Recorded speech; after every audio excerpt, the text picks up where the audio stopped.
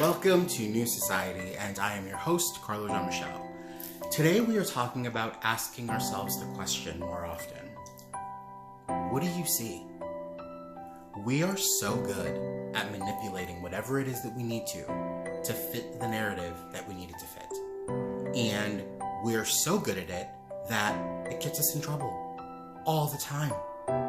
And we convince ourselves that we're not looking at what we're looking at, it's not a big deal, we'll be able to deal with it when it comes up, and then when we can't, we convince ourselves that it's too late. We convince ourselves that our lives are over. We convince ourselves that we made this grave mistake. We convince ourselves that we'll never find what it is that we're looking for, or we'll never have the happy ending that we want to have, and we just dig ourselves deeper into the hole that we initially started digging in the first place. What I'm suggesting is no longer doing that. So, as a self-acceptance, relationships, and men's healing coach, my focus is always on the person. It's all about accepting who you intrinsically are. So, if you're the kind of person who is a visual learner, pay attention. If you're the kind of person who is an audio learner, if something's going on, hit record. Let the other people involved know that you're hitting record and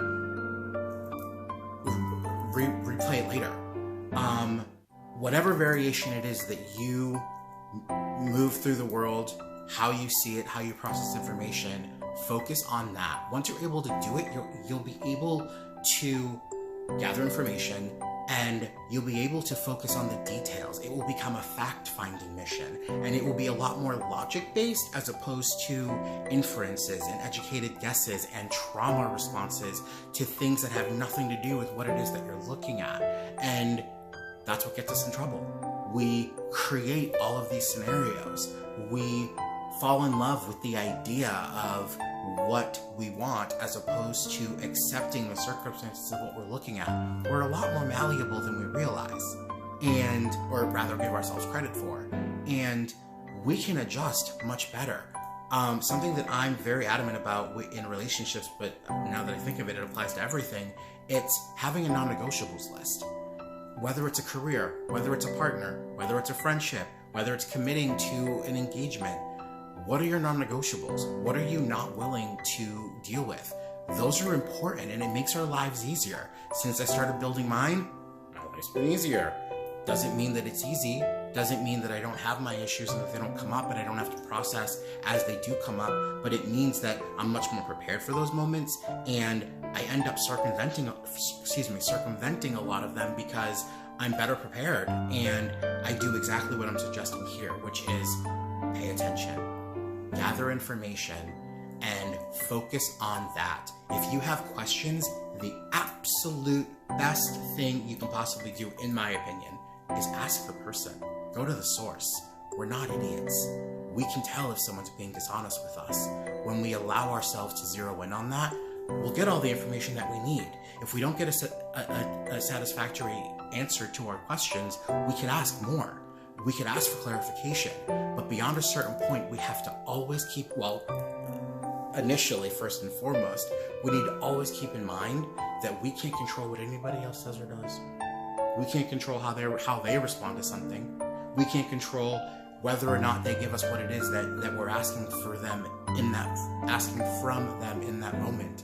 And the sooner we accept that, the easier it'll be to, from my perspective, do what comes next, which is, are you going to stay and attempt to mend whatever this is, or is it time for you to go? And when we allow ourselves to be okay with whatever that answer is, again, our lives become easier. I'm also the kind of person, I'm a fighter, and there have been moments in my life where I really thought this was a bad thing, but I gotta say that I'm okay with it. Even in relationships, I've stayed in way longer than I needed to, but you know what? When I left, I knew it was the right decision. There was no looking back, there was no second guessing. I've done this with work, I've done this with friendships, and it makes it so much easier because you know, because that's another part of what gets us in trouble. We're constantly going back and saying, Could I have done better? What could I have done differently? Why don't you figure that out in the first place? And I I feel like I'm being way sassier than I intend to be, but again, this is where I'm at in my story, and the majority of my posts I'm usually talking to myself, because this is what I wish I knew. This is what I wish I knew the first time around, and I'm so grateful that I'm understanding it now, and I'm just trying to share the wealth at the end of the day, because we're all in this together, and we're all going through the same thing. I've met more than enough people to feel confident saying that. As always, do your research, fact check everything, and what if it all worked out? What if all the effort that you are putting into a dream, a relationship, a friendship, a partnership,